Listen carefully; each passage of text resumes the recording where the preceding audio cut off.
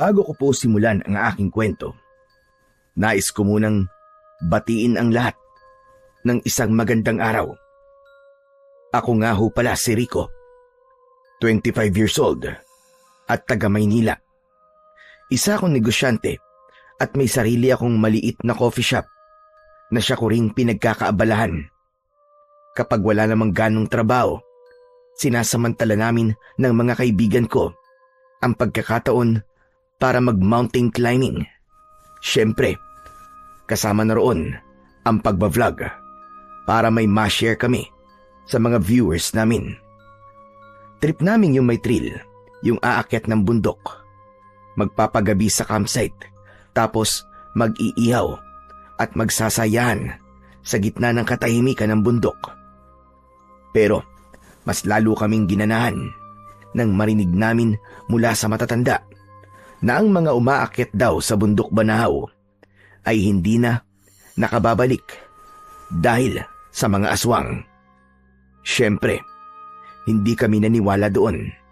Laking syudad kami at sa panahon ngayon, para bang malabong totoo pa ang mga ganong kwento.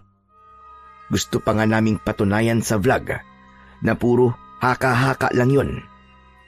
Kaya naman, sumugal kami kahit na ilang ulit na kaming binalaan. Sigurado ba talaga kayo na gusto niyong umakyat sa bundok ng Banahaw? Hindi ito basta-basta lang. Hindi ito gaya ng mga bundok na inaakit nyo dati. Sigurado na po. Unang beses ko palang po narinigan tungkol sa bundok ng Banahaw. Talaga namang nabuhayan po ang dugo ko na umakyat po sa bundok na yun. At saka, matagal na po yung nasa bucket list ko.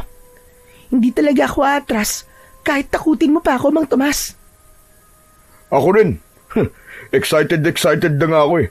Kaya aakyat kami nila Rico ng bundok. Lagi ko talagang hinihintay itong Banahaw. Kaya game na to, wala nang atrasan. Lumapit sa amin ang matandang si Mang Tomas.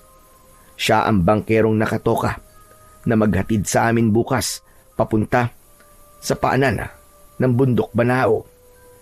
Kita sa kanyang muka na tila ba hindi siya nasiyahan sa mga tugon ng kasama ko.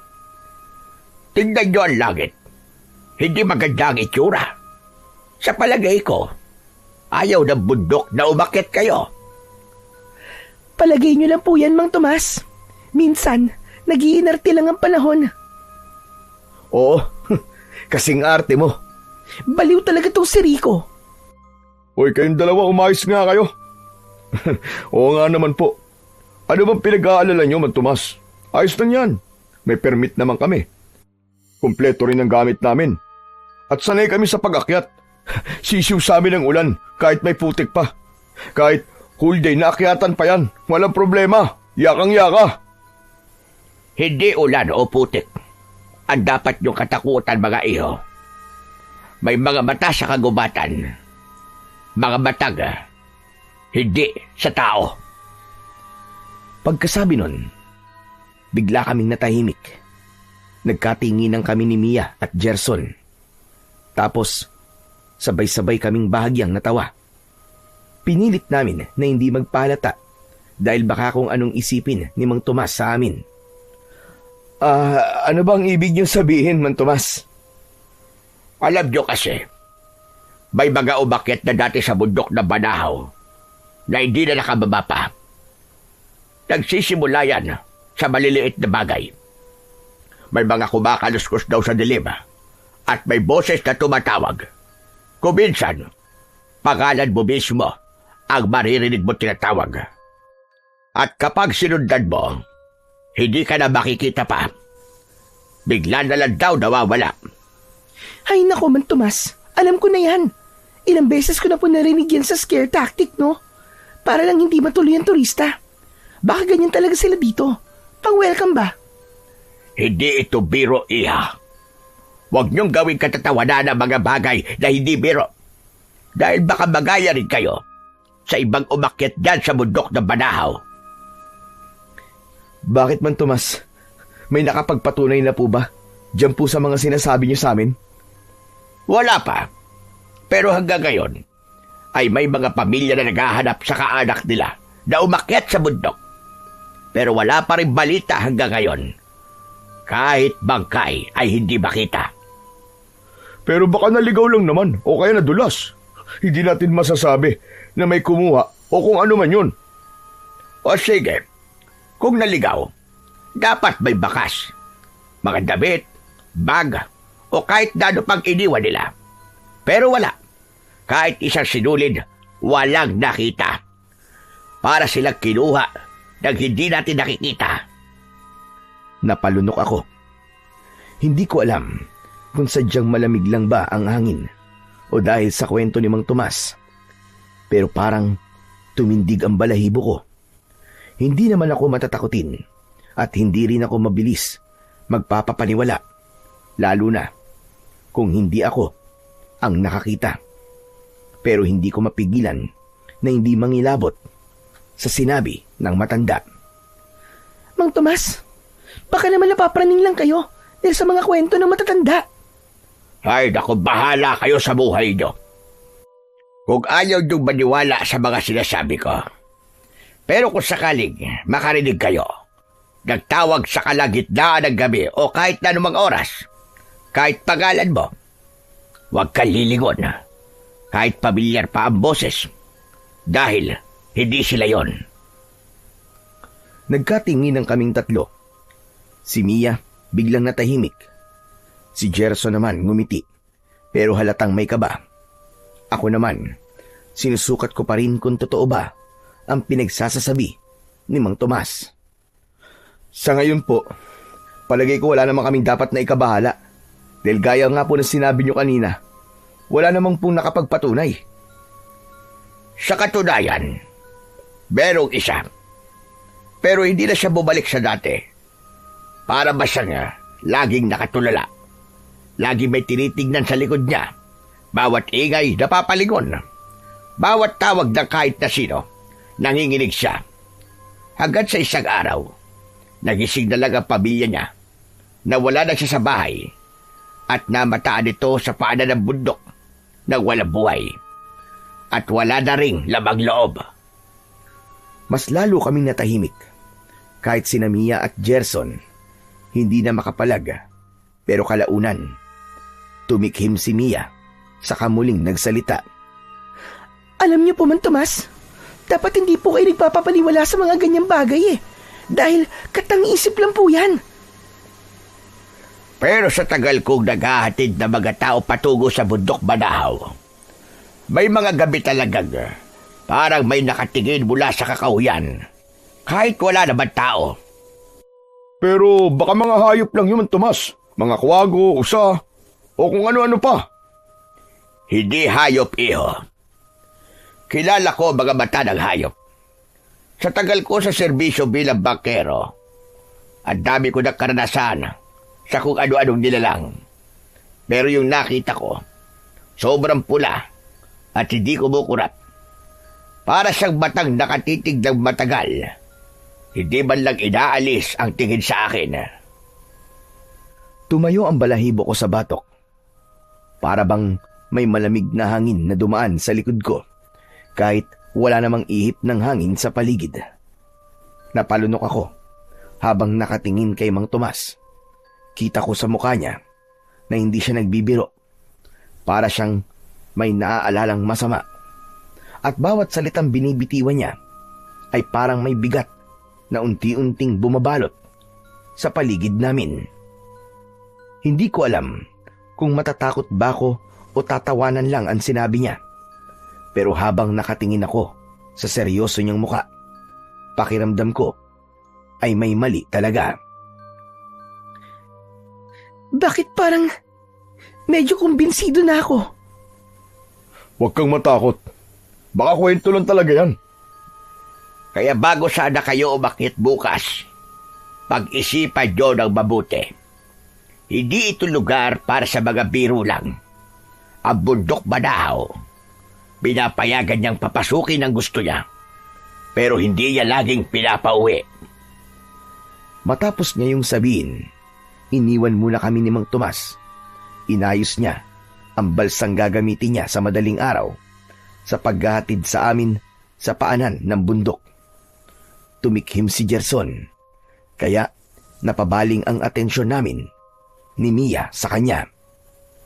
So ano plano nyo? Huwag nyo sabihin na basta na lang kayo maniniwala sa matandang yon.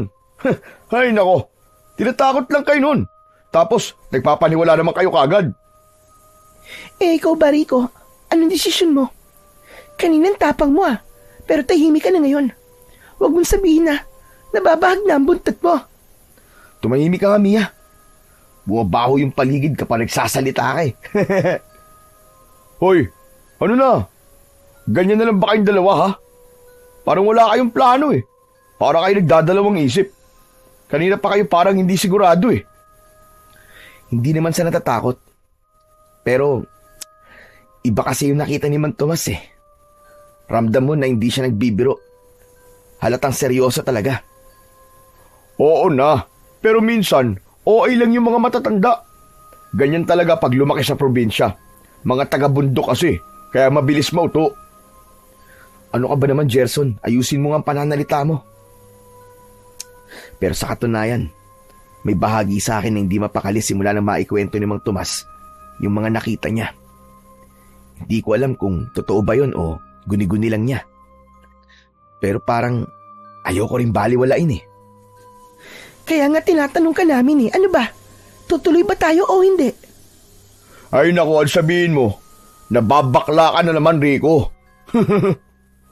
Alam mo namang di ako matatakotin, no? Ang sa akin lang, Gerson, ang kapakanan natin. Hindi puro yabang lang. Wow ha, nakakagulat ka. Parang ngayon ko lang yan narinig sa'yo sa tagal na nating umaakyat ng bundok. Oo, matagal na tayong umaakyat at dahil doon, alam ko kung kailan dapat mag-ingat. Hindi yung pasok ka ng pasok sa gulo nang wala kang iniisip. Nasaan na ba ang utak mo, Gerson? Nasa talampakan mo ba? Ano? Ako ngayon ang walang utak? Eh kung hindi dahil sa akin, ilang beses ka nang naligaw Parang pinapalabas mo na wala akong alam at nasa akin ang problema. Hindi ko sinasabing wala kang alam, pero minsan kasi ang yabang mo, sukdulan na. Akala mo palagi kang tama. Hindi ibig sabihin nun na hindi ka mapapahamak. Mayabang ako, ganon. Diyos ko naman, Rico. Ang dali mo mangusga. Sa sinabi lang ni Mang Tomas, nanginig ka na kagad. Tapos ako mayabang. Hindi ako nanginginig. Ang sinasabi ko lang, mag-isip tayo. Gusto mo ba mapahamak tayo ulit? Nakalimutan mo na ba yung nangyari nung nakaraan? Oo, naalala ko. Pero hindi ibig sabihin nun na ako ang problema palagi. Pero ngayon, oo. Kasi ang tigas-tigas ng ulo mo, Gerson. Kahit binabalaan na tayo, sige ka pa rin. Para kang bata na ayaw paawat. At ano ngayon?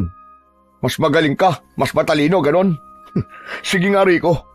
Sabihin mo sa harapan ko kung sino sa atin ang duwag. Hindi ako duwag, pero hindi rin ako tanga. Alam mo, wala kang isasalita eh. Nakakairita ka. Uminit agad ang dugo ko nang makita ko kung paano niya ako tinititigan. Yung tingin na parabang inaasar ka pero may halong hamon. Bahagya siyang lumapit sa akin habang nakataas ang kamao at ako naman ay hindi umatras kahit isang hakbang. Para kaming dalawang aso na nag-aantay lang ng senyales para kumagat. Sige, subukan mo. Pikon. Guys, ano ba? Para kayong mga bata. Pabihira naman kayo. Umayos nga kayo. Gusto mo ba talagang magkainitan tayo rito, ha? Nagkatinginan kami. Ramdam ko ang tensyon. Yung pakiramdam na konting tulak na lang, may sasabog na. Napansin ko na nakapikit ng mariin si Mia sa likod namin. Halatang kinakabahan. Pero hindi ko na inisip yun. Ang atensyon ko lang ay nasa muka ni Gerson na ngayon ay nagngingit-ngit na sa inis at bahagyang humihigpit ang mga kamao niya. At bago pa man ako makapag-isip, pareho kaming sabay na bahagyang umabante. Handa na akong sumuntok. Pero biglang Hoy! Ano ba kayo? Ano na naman yan? Umalingaw-ngaw ang boses ni Mang Tomas mula sa likuran. Pareho kaming napalingon. Nakalapit na pala siya. Hawak ang isang lubid mula sa balsa at ang mukha niya ay puno ng inis at pagod na parabang mas pagod siya sa amin kaysa sa trabaho niya. Nagkibit balikat siya at tinuro kami pareho ni Gerson.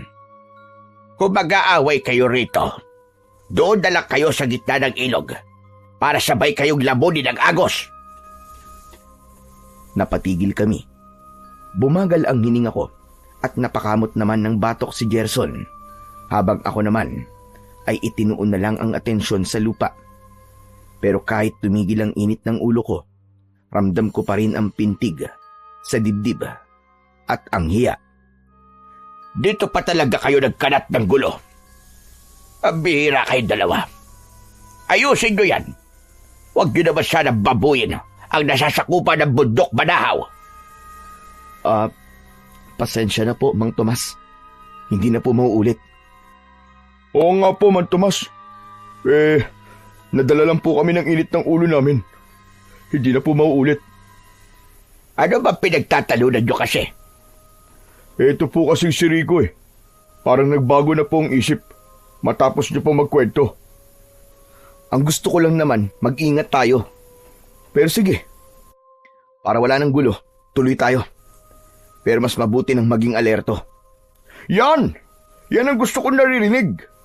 Parang gusto mo pa kasi ng riot kanina eh. O ayan na, maayos na ang isipan mo ah.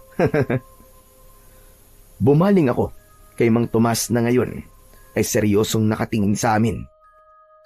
Mang Tomas, pasensya na po ulit ah. Nagkamali po kami. Hindi po namin sinasadya. Tama po. Minsan lang po talaga eh. Nadadala po kami ng galit. Pero natututo naman po kami. Kung ano ba na ang desisyon nyo, basta mag-ingat na lang kayo. Hindi naman ako nagkulang ng babala sa inyo. Opo, Mang Tomas. Mas mag-iingat po kami. At pangako po, hindi na po kami magpapadala sa init ng ulo namin. Talaga lang ah. O sige, aayusin ko na ulit ang balsa gagamitin natin. At huwag kayo magpapadala sa init ng ulo nyo. Kayo rin, isipin nyo, mas maganda kung ang lakad nyo dito ay puno ng respeto at hindi gulo. Kayo talagang mga kabataan kayo. Ay, ewan ko sa inyo. Pasensya na po ulit, Mang Tomas. Hindi na po talaga mauulit. Dahil sa nangyari, buong gabi kaming hindi nagkibuan ni Gerson. Mainit pa rin ang ulo ko sa kanya. Pagsapit ng 2:00 ng madaling araw, muli naming inayos ang mga gamit namin. Minabuti namin na matulog kami sa kubong katabi ng bahay ni Mang Tomas para mas madali ang lahat. At sa pagtawid namin sa ilog, papunta sa bundok Banahaw, sinulyapan ko si Gerson na abala sa pag-aayos ng kanyang kamera. Okay mga pare, check na natin ang gamit. Flashlight, ropes, tubig.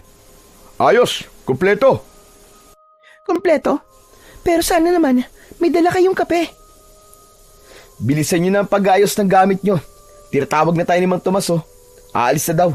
Malakas daw ang alon kaya mabuti ngayon na tayo umalis. Sumakay kami sa balsa ni Mang Tomas at hinatid niya kami sa paanan ng bundok na aakyatin namin. Madilim pa nang umalis kami, ngunit hindi pa man kami nangangalahati sa pagtawid sa paanan ng bundok, ay unti-unti nang sumisikat ang araw. Hala! Oh my gosh! Naku naman! Bakit? Ano nangyari sa'yo? Paano ba yan? Naiwan ko yung sunscreen ko sa banyo ng kubong tinulugan natin. Ay, buwisit talaga. Nakakainis. Alam mo, mas nakakainis ka. Ang arte mo. Parang sunscreen lang eh. Kung makasigaw ka, akala mo kung ano nang nangyari sa'yo. Saka, wala ka naman dapat ikabahala na masusunog ka. Sunog ka naman na talaga. Umirap na lamang si Mia at hindi na sumagot pa. Ako naman ay itinuon ko ang atensyon ko sa pagtakbo ng balsang sinasakyan namin hanggang sa tuluyan kaming makarating sa paanan ng bundok Banao.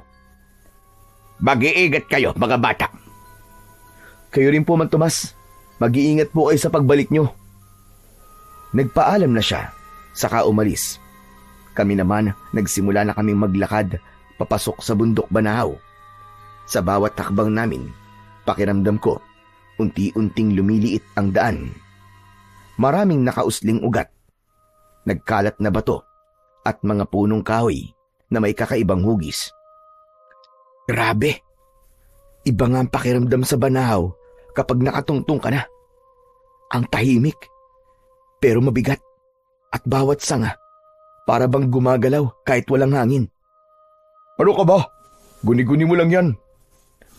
Huminto kami sa may bukal. Malinis at malamig ang tubig.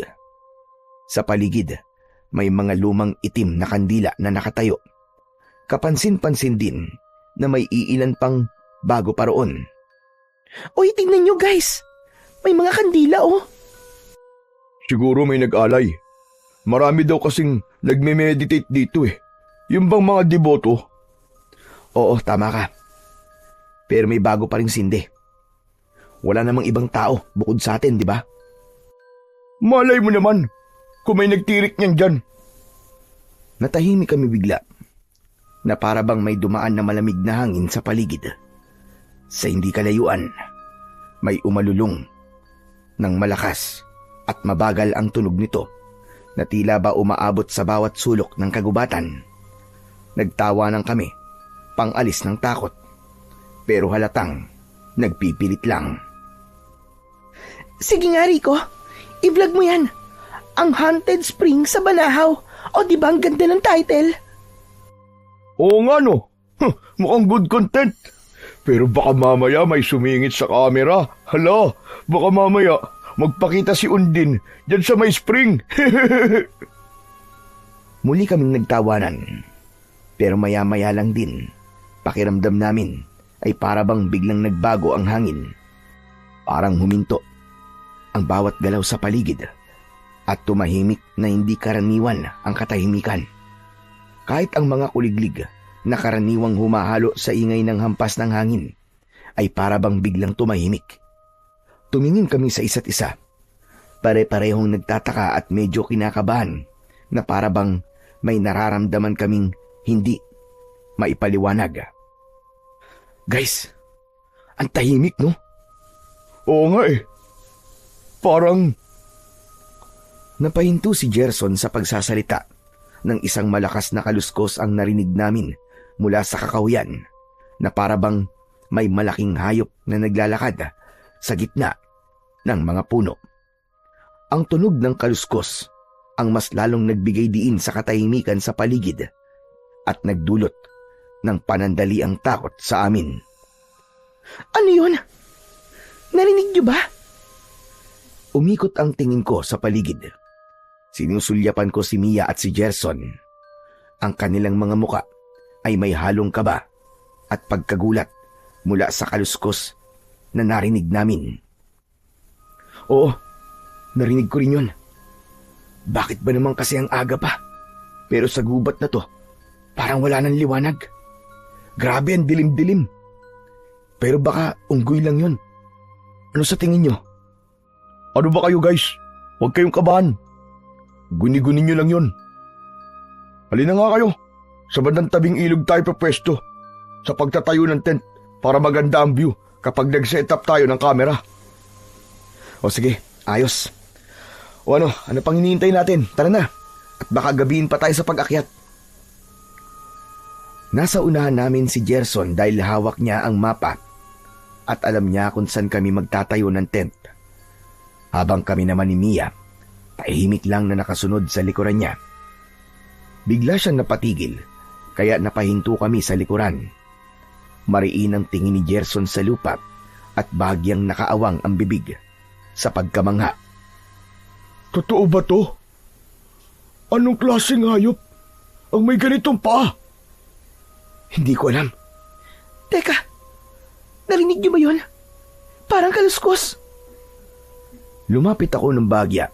Sinilip ang lugar kung saan narinig namin ang kaluskos. Pero walang tao. Wala ring hayop na makikita. Pero may bakas ng yapak sa lupa. Hindi tulad ng paa ng tao. At hindi ko rin sigurado kung hayop ba dahil napakalaki. Mahaba at may mga kuko na para bang matutulis. Kung pagmamasdan mo, talagang masasabi mong mabigat ang yapak. Anong klaseng hayop kaya ito? Hindi ko alam, Mia. Pero hindi ito pangkaraniwan. Kakaiba to. First time ko lang makakita ng ganito. Wala akong nakitang ganito dati sa bundok na naakyatan na natin. Kung hayop man yan, alam nyo, hindi ko mahuhulaan kung ano yan. Hindi ako makahanap ng anumang clue na pamilyar. Guys, hindi naman sa tinatakot ko kayo ha.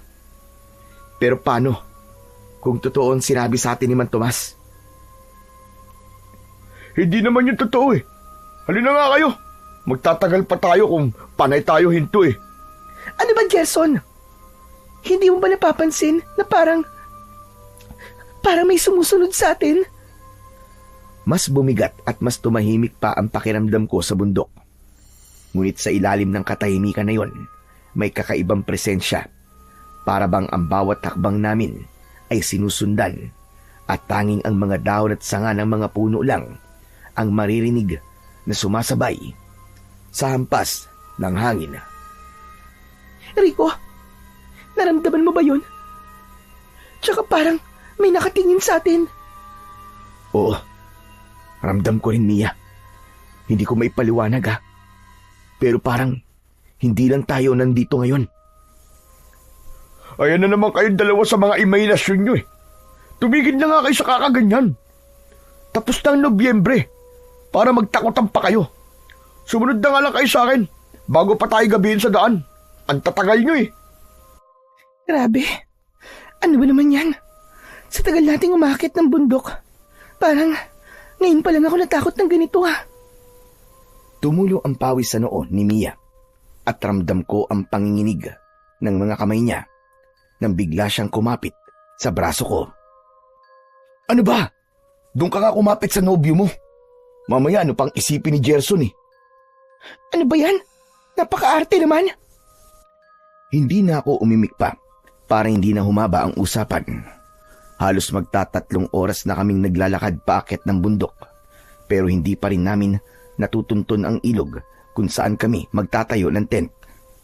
Pinili namin doon dahil mabilis lang sa amin ang makakuha ng tubig kung kinakailangan at ang sabi nga ni Gerson, maganda daw ang view.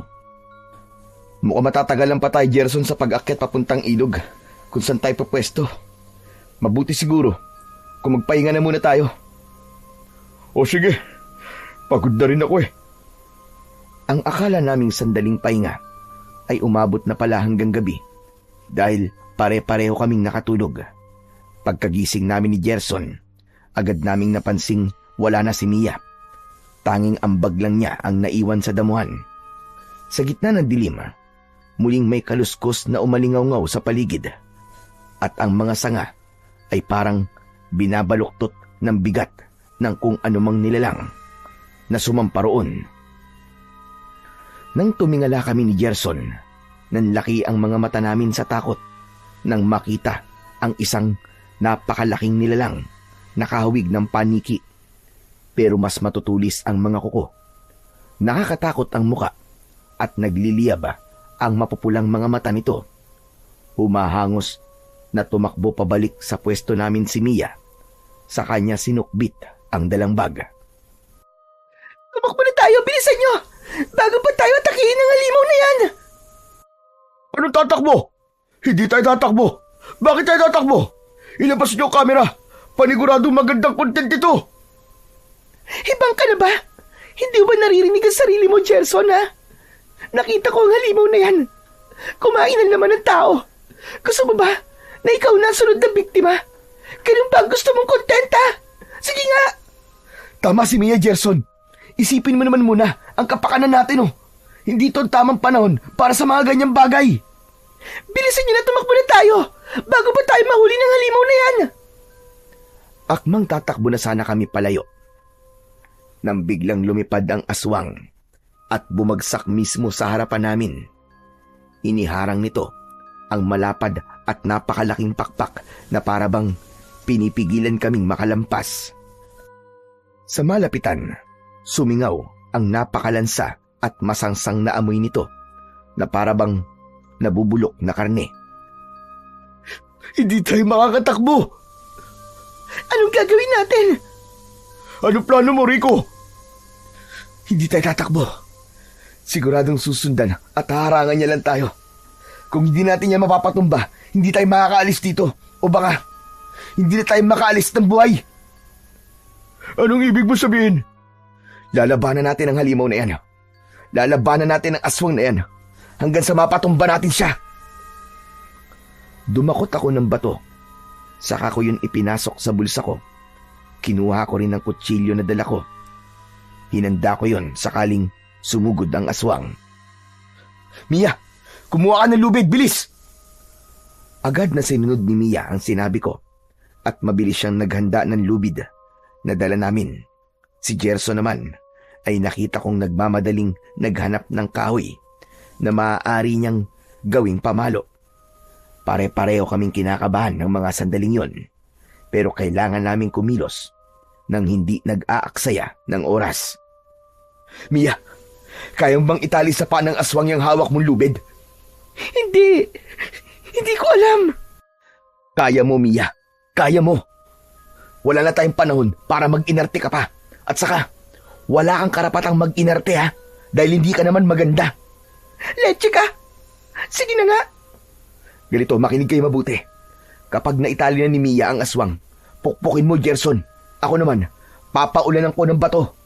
Sige, maganda na kayo! Agad na tumalon si Mia, bitbit ang lubid, at sinubukang itali ang mga paa ng aswang. Pero mabilis itong nakalihis at nagpakawala ng malakas na ungol. Si Gerson naman ay humakbang pasulong. Hawak ang matigas na kahoy at pinukpok sa gilid ng katawan ng aswang. Ngunit halos hindi ito natitinag. Hindi ako nagpahuli. Mabilis akong tumakbo mula sa gilid at buong lakas na itinulak ang aswang. Nang akmang lalapitan nito si Gerson para sunggaban. Napaatras ko ito ng kaunti, pero agad itong gumanti ng atake.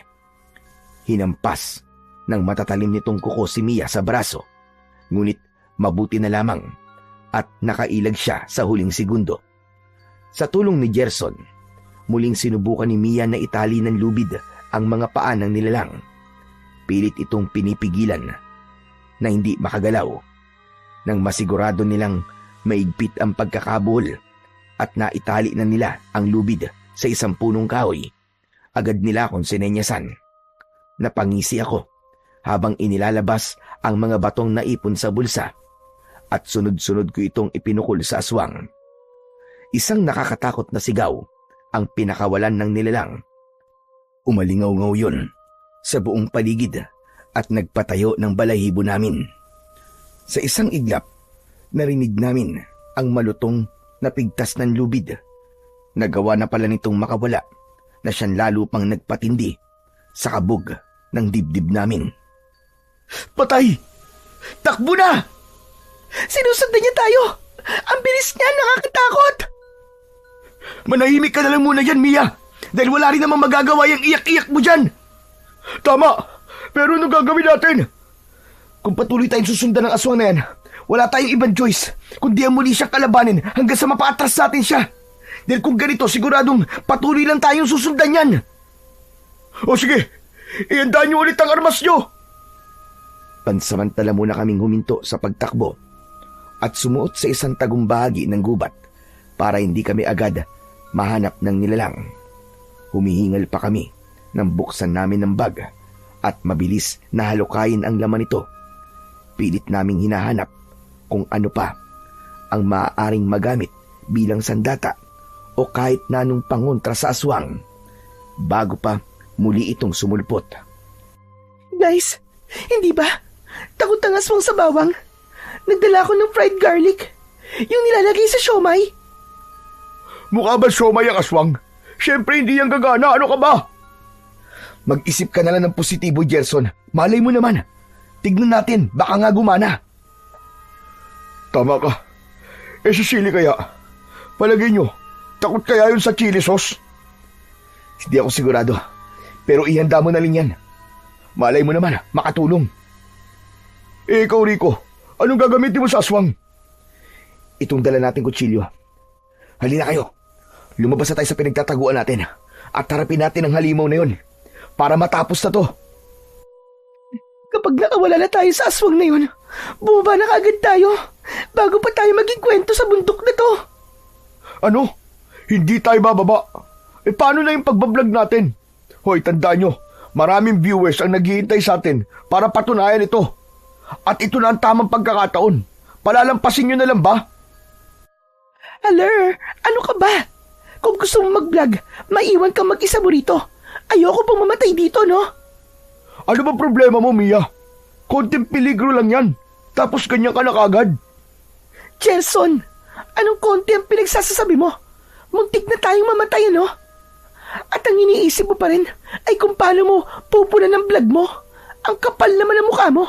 Kung gusto mo mamatay, ikaw na lang. Huwag ka naman damay pa.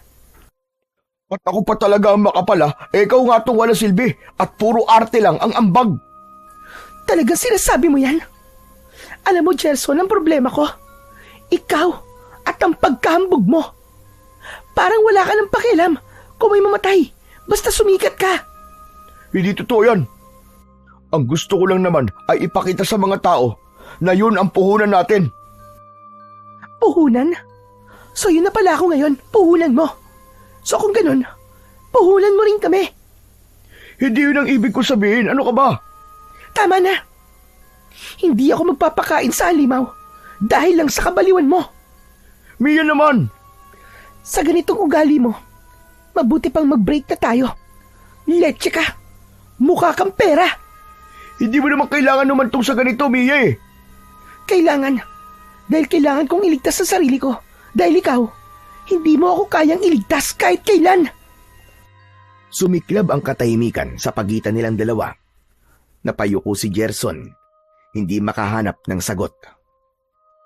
Hoy ano, Kayong dalawa, tapos na ba kayo mag-away? Dahil mukhang natunto na tayo ng aswang. Inunan niyo pa kasi yan eh. Susugurin ko siya. Susubukan ko sa sugatan. Ikaw, Mia, ibudbud mo yung fried garlic sa sugat niya. Ganon din ang gawin mo sa chili sauce mo, Gerson. Okay, sige. Gagawin ko.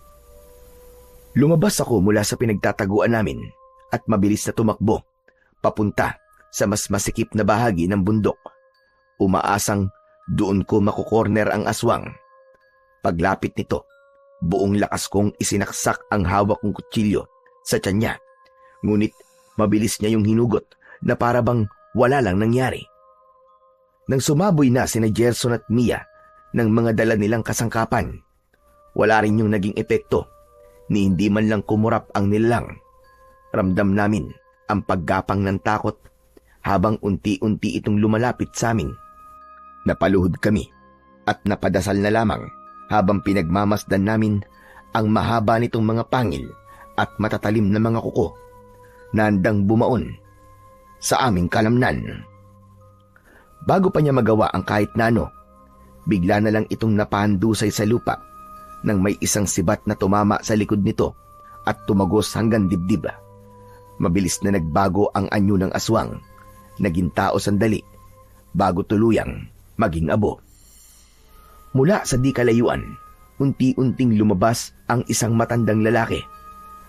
Mahaba ang puting balbas nitong halos sumayad na sa lupa. Teka, sino ka? Aswang ka ba? Huwag ka lalapit sa amin. Ako ang dapat magtanong. Sino kayo? At bakit nandito kayo sa lugar na hindi naman dapat iniistorbo? Tatang, ako po si Rico. At mga kaibigan ko po sila. Si Mia at si Gerson. Mountain climbers po kami. Hindi namin alam na may ganito palang panganib dito. Mga baguhan pala kayo. Mga hindi marunong makiramdam sa bundok. Tatang, alam niyo po ba kung paano po kami makakaalis dito? At kung paano po kami makakababa? Ayoko na po rito. Ako si Erasmo. Isang ermitanyo. Matagal na ako naniniraan dito. Wala kayong dapat na ikatakot sa akin. Pero sa bundok na ito, ibang usapan yan. Tatang, ano po ba ang ermitanyo? Parang hindi ko pa po naririnig yun ah.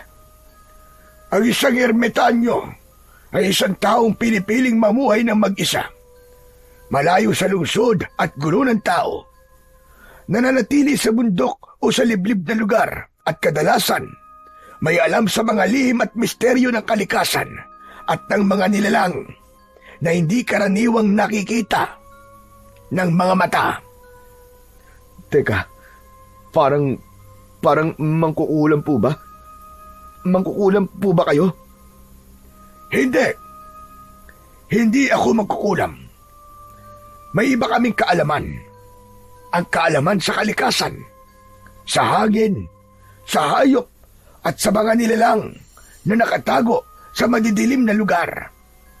Marunong kami magbasa ng senyales ng panganib at sa ilang pagkakataon, nakakatulong sa mga tulad nyo na naliligaw. So parang isang tagabantay ng bundok? Ganun po ba? Parang ganun. Kaya po pala, napatumba niyo kagad yung aswang dahil may alam po kayo tungkol sa kanila. Tama ka. Alam ko kung paano sila kumikilos at kailan sila nagpapalakas at kung paano nila sinusubaybayan ang mga tao pumapasok sa teritoryo nila. Pero hindi ibig sabihin na kaya kong iligtas ang lahat ng napupunta rito.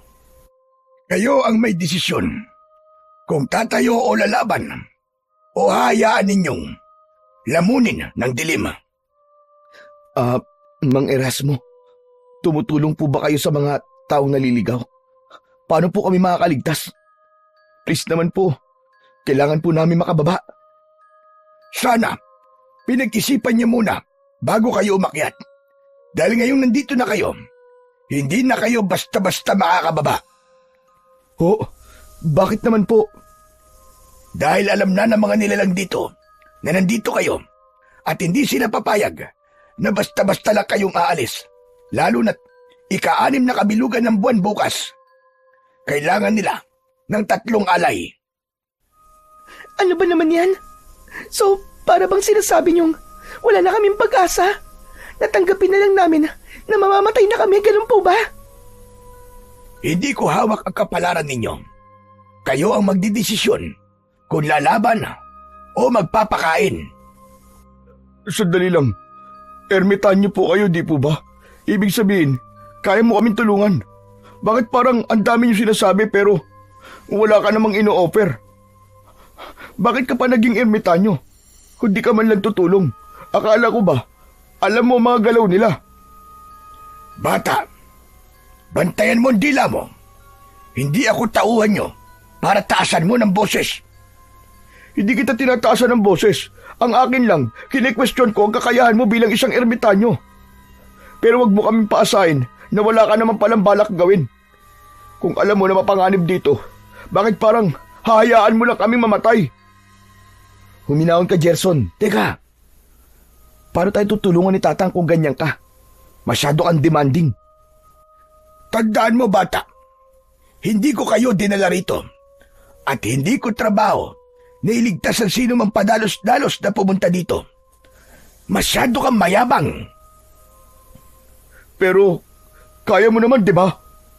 Oo, kaya ko. Pero hindi ako tutulong sa taong puro yabang ang laman ng dibdib. Ang bundok na ito, pinapatay ang mayayabang. Gerson, ano ba? Tama na. Hindi. Ano ba gusto mo? Magmakaawa pa kami sa'yo, ganun ba? Gusto ko lang makita kung sino sa inyo ang may totoong tapang at sino ang pabigat. Napatigil si Gerson, pero hindi pa rin naaalis ang tensyon. Ako naman at si Mia ay parehong kinakain ng kaba habang pinagmamasdan ang dalawang nagtatagisan ng tingin.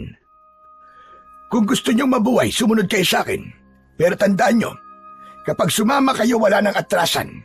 At kung may isa man sa inyong tatlo na tumakbo o nagduda, siguradong patay kayong lahat.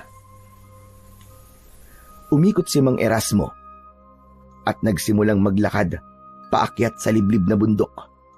Walang sumunod kagad hanggang sa tumikim siya ng malakas.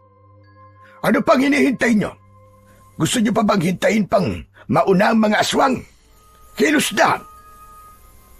Dahan-dahan kaming naglakad hanggang sa huminto kami sa tapat ng isang tagpi-tagping kubo.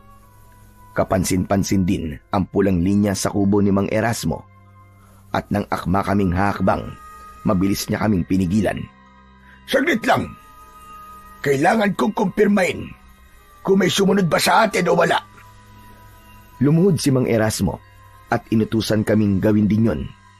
Sa tapat ng linyang pula, sunod ay nagsimula siyang umusal ng dasal at pinanatili kaming nakaluhod habang siya naman ay nakatayo sa harap namin. Gamit ang kanyang mahabang balbas, bahagya niya itong iwinasiwas sa amin. Nang matapos ang ritual, dahan-dahan niya kaming hinayaan na tumapak sa pulang linya. Teka, Tatang, bakit niyo po iwinasiwas sa amin ang balbas niyo? Para saan naman po yun? Ang balbas ko, hindi lang ito basta buhok. Ito ay may kaakibat na enerhiya. Sa tuwing iwinawasiwas ko ito, para itong pagpapasa ng proteksyon sa inyo. Para bang panangga sa mga masasamang nilalang at espiritu at enerhiya sa paligid. Parang magic po ba yun? Grabe, Ang astig niyo po pala. hindi ko tinatawag na mahika. Mas tama siguro kung sabihin, kaalaman ng mga ermitanyo sa natural na mundo at sa mga nilalang na nakatago sa dilim. Kaya pala, kakaiba po talaga rito. Ama, ang bawat galaw, bawat bagay sa kubo at sa paligid may dahilan. At ang layunin ng ritual ay hindi lang proteksyon, kundi paalala sa inyo na ang tapang at pag-iingat ay laging magkasama. At habang nakaluhod po kami, ano pong ibig sabihin nun?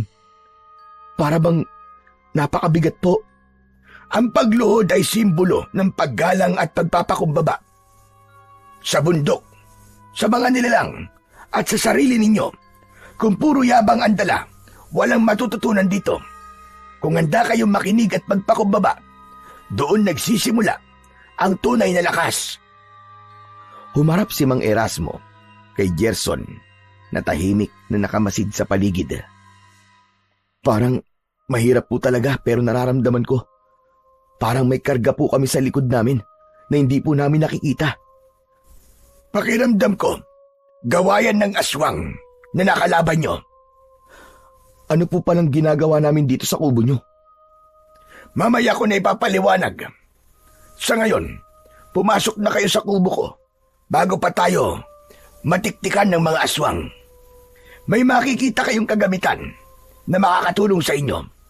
Ang proteksyon na ibinigay ko sa inyo ay hindi permanente. Kayo pa rin na magtatakda kung makakaligtas kayo o hindi. Pumasok kami sa loob ng kubo ni Mang Erasmo. Ang paligid ay puno ng kakaibang kagamitan. Mga sungay ng hayop, mga buto, at iba pang bagay na hindi ko alam kung ano ang gamit. May amoy rin na parabang halo ng kahoy at damo. Tumigil kayo sa gitna. Huwag niyo munang galawin ang kahit na anong bagay na nakikita ninyo. Bago ko ipaliwanag, kailangan niyong maintindihan kung bakit ang bawat gamit dito ay mahalaga. Sige na, ipaliwanag mo na. Ayoko na magtagal pa rito. Huy, ano ka ba, Gerson? Tinutulungan na nga tayo ng tao eh. Hindi ka ba makapaghintay? Tama si Rico. Kung padalos-dalos tayo, baka magkamali tayo sa paggamit. Mas delikado yun. Ayos ah. Hindi ba't parang kanina lang atat na kayong umuwi? Bakit ngayon? Parang nagbago ang ihip ng hangin. At saka malay ba natin kung ano mga kagamitan ang ibibigay sa atin itong ermitanyo na to? Naiintindihan ko ang pagdududa mo, bata. Pero bawat kagamitan dito, may partikular na gamit. At kung mali ang hawak, mas mapapahama kayo kaysa sa mapoprotektahan. Kaya kailangan niyong makinig muna ng mabuti. Mang Erasmo, pwede mo po bang ipakita sa amin isa-isa para malinaw po kung paano po gagamitin? Oo, tama yan. Halika kayo. Eto, ang mga sungay ng hayop ay hindi lang dekorasyon dahil kapag hawak ito ng tama, nagbibigay proteksyon ito laban sa masasamang nilalang na merong intensyong masama sa inyo. At paano naman po namin malalaman kung tama po ang hawak namin? Hindi sa lakas, kundi sa intensyon. Dapat maigpit ang pagkakahawak ng kamay, matibay ang isip, at malinis ang puso. Kung takot lang ang dala, hindi gumagana ang proteksyon. Ang bundok at ang nilalang dito ay sumusubok sa tapang at sa disiplina, hindi sa lakas o kaba. Hawakan niyo ng maigpit sa parehong kamay. Isipin niyo na parang naglalabas kayo ng enerhiya na nagtataboy. Ang intensyon niyo ay kasing halaga ng kung paano niyo ito hawakan. At ang iba pa pong kagamitan dito, Mang Erasmo, paano po gamitin? Yan. Itong nakikita nyo ay isang espesyal na pulbos. Galing sa alamang matagal nang ginagamit ng mga ermitanyo para sa depensa. Pag nagkalat kayo nito sa paligid o sa paa ng aswang, pansamantalang mapipigilan ang galaw nito. Hindi permanente, pero makakakuha kayo ng pagkakataon na tumakbo o lumaban. Ang iba pang gamit, ang mga buto, tali, at iba pa, ay may kanya-kanyang layunin. Kung alam nyo kung paano at kailan gagamitin, makakatulong ito para makaalis kayo ng ligtas dito. Pero hindi ito laro. Bawat kasangkapan ay may limitasyon. Kung gagamitin na mali, mas mapapahamak kayo. At paano po kung hindi namin ito nagamit ng tama? Kung mali ang paggamit, mawawala ang proteksyon at ang aswang ay hindi magdadalawang isip. Kaya importante na makinig kayo sa bawat utos ko at huwag pabigla-bigla. At kung hindi namin kayang labanan ng aswang, Mang Erasmo? Kung hindi kayang labanan, wala nang ibang paraan. Liban sa pagtakbo. Ang layunin niyo sa ngayon ay mabuhay. Huwag kayong magpasya. Base lang sa emosyon. Laging isipin ang bawat takbang. At sa oras ng panganib, makikinig kayo sa akin. Ang bundok at ang mga nilalang dito ay mapanganib. Pero sa gabay at kasangkapan, may pagkakataon kayong makalabas ng buhay. Salamat po, Mang Erasmo. Mas magaan na po ang loob namin ngayon, kahit medyo kinakabahan pa rin. Ikaw, Iya, sa'yo ko ito ihahandog. Ingatan mo itong buntot ng pagi at pulbos na gawa sa halaman. Maglalagay kayo sa harap, sa gilid, o sa paa ng aswang. Gagamitin lang bilang pansamantalang hadlang. Tandaan, para mabigyan kayo ng pagkakataon. Ikaw naman, Rico, sa'yo na itong sungay ng usa. Isaksak mo yan sa bandang puso ng aswang at siguradong matatalo mo siya dahil ang sungay na yan ay may basbas mula sa mga sinauna at kataas-taasang ermitanyo. Teka, paano naman po ako? Nasaan po ang panangga ko? Masyado kang hambog, kaya hindi kita pagkakalooban. Di wag. Kaya ko naman ang sarili ko eh. Ano ba, Gerson? Kung magpakumbaba ka na lang kaya, kaysa magmataas ka dyan. Wala ka namang ibubugay. Salamat po ulit, Mang Erasmo. Opo, salamat po. Masanda na po kami ngayon. Basta, nakikinig kayo at huwag kayong maging padalos-dalos. Ang galaw, isip at puso ninyo ay laging magkakasabay sa bawat takbang. O siya, sige na, hayaan ko na kayo makapagpahinga ngayong gabi. Pero bukas ng umaga, haalis na kayo para mas madali kayong makababa ng bundok dahil alam kong marami pa kayong pagsubok na pagdadaanan. Hindi po ba kayo sasama sa amin pababa? Sapat na ang mga kasangkapang ibinigay ko sa inyo para sa pakikipaglaban nyo sa mga aswang. Ang presensya ko kapag kinakailangan lang. Sige po, Mang Erasmo. Salamat po uli. Pansamantala kaming pinatuloy ni Mang Erasmo sa kanyang kubo. Doon kami natulog at nakapagpahinga ng konti bago sumapit ang madaling araw. Nang magsimula na ang liwanag ng umaga, agad na kaming naghanda sa pag-alis. Hindi na kami sinamahan pa ni Mang Erasmo sa aming pagbaba sa bundok ng Banahaw. Mag-iingat kayo. Huwag kayong mag-aaway. Dahil mas nakakapagpalakas pa yan sa aswang at nakakapagpahina sa inyo. Bagkos ay magtulungan kayo. Opo, Mang Erasmo. Tatandaan po namin. Ito, Mia. Suotin mo itong bawang na kwintas na ginawa ko. Mang Erasmo, may fried garlic naman po ako nadala rito sa bag. Hindi ko na po siguro kailangan yan. Ano sabi mo? Fried garlic baka mo? Sus Mariosep, paano mo naman gagamitin sa aswang yan? Wala na ang bisa nito dahil pinrito mo na sa mantika. Iba itong bawang na ibibigay ko sa'yo. Mas may bisa ito na panglaban sa mga aswang. Ganun po ba? Salamat po ulit, Mang Erasmo. Nagsimula na kami maglakad sa masukal na kagubatan. Panay ang linga namin sa paligid dahil sa takot na may makakita na naman sa aming aswang. Ano ba naman yan? Hinaantok pa ako eh. Buong gabi tayong walang pahinga. Ikaw, Gerson, napaka-reklamador mo talaga. Puno ka ng daing sa katawan mo. Tama na nga kayong dalawa. Ang mabuti, pabilisan na lang natin bago pa tayo maabutan ng mga aswang dito. Hindi magandang tumigil-tigil sa lugar na to. Eh bakit hindi? Pahinga kaya muna tayo dito. Ayun o, dyan o, may malaking bato. Pwede tayong umupo dyan. Pambira, kanina pa tayo palakad-lakad eh. Halos mapudpud ng talampakan ko. Kain na muna tayo. Gutom na ako. O sige na. Mabuti nga yan. At kanina pa ako naiihi. Parang sasabog na ang pantog ko. Huwag ka lang lalayo sa amin, Mia. Dito ka lang sa may puno. Baka kung ano pa ang sumulpot dyan eh. Para ka lang magtatay kung magbilin. Iihi lang ako. Pinag-iingat lang naman kita. Mahirap na. Baka kasi isang maiwan sa atin dito.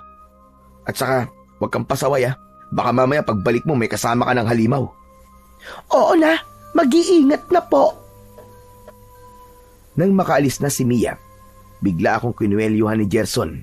Dahilan para mapaatras ako sa gulat. Maigpit ang kapit niya. Tila pinipigilan ng sariling galit. Habang nakatitig sa akin, ang mga mata niya na nanlilisik. Saglit ako napatigil, hindi makapaniwala sa biglaan niyang pag-akto. Ano ba ginagawa mo, Gerson? Hibang ka na ba? Sabihin mo nga sa akin. Ha? May gusto ka ba sa girlfriend ko ha? May relasyon ba kayo? Kaya siya nakipag-break sa akin? Siraulo ka na ba talaga ha? Wala akong gusto sa girlfriend mo. Isaksak mo si Mia sa baga mo. Baliw! Bitiwan mo na nga ako! Mabuti na nagkakaintindihan tayo, Rico. Dahil ayoko nung sinusunod ang akin. Kung hindi ka mawawala ng buhay sa kamay ng aswang, baka sa kamay ko. Aba, tarantado kan talaga, no? Ang lakas ng lobo magsalita ng ganyan, ah. Galit kong sinuntok si Gerson sa muka. At mabilis din siya nakaganti. Ramdam ko ang bigat ng kamao niya sa pangako. Pareho kaming napaatras at kapwa hinihingal at puno ng inis at galit. Sandali kaming nagtitigan. Anak ng putya naman oo. Parang araw-araw pasagwa ng pasagwa ang ugali mo ah. Nang akmang susuntukin na ako ni Gerson, siya rin mismong pagdating ni Mia. Agad niya kaming inawat. Mabilis siyang humarang sa pagitan namin bago pa tuluyang sumiklab ang away. Hawak niya ang tig-isang braso namin at pilit kaming pinapakalma habang parehong umaapaw pa rin ang galit namin ni Gerson. Ano ba naman kayo? Umihi lang ako saglit. Nagrambulan na kaagad kayo. Ano ba pinag-aawayan nyo, ha? Hindi tanungin mo yung nobyo mong seloso. Pagkasabi ko nun, mabilis akong lumakad paalis. Akala ko sumunod silang dalawa. Pero nang lingunin ko ang likod ko, wala si Mia at si Gerson. Nakaramdam ako ng kaba, lalo na nang marinig ko ang malakas na sigaw ni Mia. Dali-dali akong tumakbo, palapit, at laking gulat ko nang napapalibutan si Gerson at si Mia ng mga naglalaki ang mukhang asong halimaw. Diyos ko! Anong klaseng mga halimaw to? Tulong! Rico! Ayoko pang mamatay! Hoy! Mga tusong aswang! Layuan niyo ang mga kaibigan ko! Biglang humarap sa akin ng dalawang aswang. Mga dambuhala na para bang malalaking aso na may matatalas na pangil at pulang-pula na mga mata. Ramdam ko ang bigat ng hangin nang lumapit sila at lalo pang lumakas ang kabog ng dibdib ko. Maigpit kong hinawakan ang ibinigay ni Mang Erasmo, ang sungay ng usa na magsisilbing tanging sandata namin laban sa kanila. Sa tabi ko, mabilis na pumwesto si Mia. Nag-init naman ang ulo ko nang makita kong mas abala pa si Gerson sa pagkuha ng kamera at pagre-record kaysa isiping tulungan kami. Ano bang ginagawa mo, Gerson? Isipin mo ang kapakanan natin! Halika na! Bilisan mo, tulungan mo kami rito! Sandali lang! Inaayos ko pa ang kamera para malinaw kung ma-record ang lahat. Tumahimik kami. Halos hindi marinig ang sariling hininga. Sa sobrang katahimikan, may malamig na pakiramdam sa balat, para bang may humahaplos na kamay sa likod namin. Teka sandali! Bakit parang hindi lang hayop ang mga ito? Hindi talaga hayop ang mga yan! Tama kayo! Hindi lang basta hayop ang mga yan! Kaya dapat nating ihayag sa madla na totoo ang aswang! Sa pamamagitan nitong video natin, malalaman nila na totoo ang mga aswang! Ewan ko sa'yo, Gerson. Mamamatay na tayo. Yan pa rin na nasa isip mo. Natatakot na bumaling sa akin si Mia. Nakita ko pang nanginginig ang labi niya. Rico, ang dami nila. Palagay mo, kakayanin natin sila. Ayos lang. Hindi tayo pwedeng umatras ngayon eh. Isang aswang ang unang sumugod at mabilis itong tumalon papunta kay Gerson. Agad siyang nakailag, pero natamaan pa rin ang balikat niya ng matatalim nitong mga kuko. Napasigaw si Gerson dahil sa sakit at bumagsak sa lupa habang dumadaloy ang dugo mula sa sugat niya. Tumalsik din ang hawak niyang kamera. Gerson! Agad kong itinulak ang isa pang aswang para hindi sila sabay-sabay umatake. Muntik nang tamaan ang mukha ko ng pangil nito, pero naisalag ko gamit ang sungay ng usa. Narinig ko ang matinis na tunog ng pagkakabangga ng sungay ng usa at ng kanyang pangil, at sa unang pagkakataon, umurong ang aswang, tila nasaktan. Rico, effective yan na! Sunggaban mo ulit! Bilisan mo! Sigaw ni Mia habang sinusubukang hilahin si Gerson papatayo. Sinamantala ko ang pag-atras ng nilalang at mabilis akong sumugod. Itinulak ko ang sungay sa gilid ng leeg nito at nagpakawala ito ng malakas na ungol. Umindayog ang katawan niya. Sinusubukan akong ibalibag, pero buong lakas kong ibinaon pa ang sungay. Sa likuran ko, narinig ko ang aswang na muling umatake at si Mia ang humarang dito gamit ang malaking bato na napulot niya. Rico, bilisan mo! Hindi ko to kayang tagalan! Bilis! Inundayan ko ng saksakang aswang at isang mahabang alulong ang ginawa nito bago ito tuluyang bumagsak sa lupa. Nanginginig at unti-unting nangihina. Binitiwan ko ang sungay at humakbang pabalik. Halos mawalan ng balanse sa pagod. Paglingon ko, nakita ko si Mia na halos maitulak ng pangalawang aswang. Mabilis akong sumugod at hinataw ang likod nito. Mabilis kong hinablot ang sungay at paulit-ulit itong hinataw. Napalingon ito sa akin. Galit na galit. Pero sapat ang sandaling yon para makawala si Mia at bumato ng malaking bato diretso sa ulo ng nilalang. Tumilapo ng aswang at gumulong sa lupa. Umuungol sa sakit. Binudburan din ni Mia ng pulbos ng halaman ang paa ng aswang, kaya hindi agad ito nakagalaw. Kinuha ko ang pagkakataong yon para itarak sa dibdib nila ang sungay ng usa. Pagkatapos ng labanan, agad kaming lumapit kay Gerson. Nakaupo siya, nanginginig at hawak ang balikat na duguan. Buisit! Akala ko tapos na ako! Baliw ka! Huwag ka mag-isip ng ganon. Huminga ko ng malalim. Pinahid ang pawis at dugo sa mukha ko. Basta't magkakasama tayo. Hindi tayo basta-basta mapapatumba. Yan ang tatandaan nyo. At sa gitna ng pagod at takot, nagsimula kaming muling humakbang. Alam naming hindi pa tapos ang lahat. Habang patuloy kaming naglalakad, biglang umalingaw-ngaw ang isang sigaw mula sa malayo. Boses yun ng isang babae. Napahinto kami, nagkatinginan at sabay-sabay kaming kinabahan. Sa dilim ng gubat, malinaw na malinaw ang pag-iyak at paghingi ng tulong ng babae. Teka! May babae! Tara! Hanapin natin! Sandali! Baka naman! Pero huli na, para balaan ko si Mia dahil tumakbo na siya kagad. Sinundan siya ni Gerson kahit nanginginig pa ang sugat ang balikat niya. Napilitan ngayon akong sumunod kahit ramdam ko ang hindi magandang pakiramdam na gumagapang sa likod ko. Habang tumatakbo kami, lalo pang lumalakas ang iyak ng babae. Paus yun, putol-putol, at para bang nahihirapan. Nang marating namin ang lugar kung saan nanggagaling ang sigaw, bigla na lang tumigil ang lahat. Tahimik, walang kahit na anong tunog ng insekto o huni ng ibon. Pati hangin, para bang biglang nawala. Nasaan siya? Narinig niyo naman yun, di ba? Hindi ako nabingi. Malinaw na malinaw yung sigaw. Oo, narinig ko talaga. Pero bakit parang bigla na lang nawala? Dito mismo ang direksyon, sigurado ako. Teka, hindi ako mapalagay ah. Bakit ganun kaingay kanina tapos ngayon parang walang tao?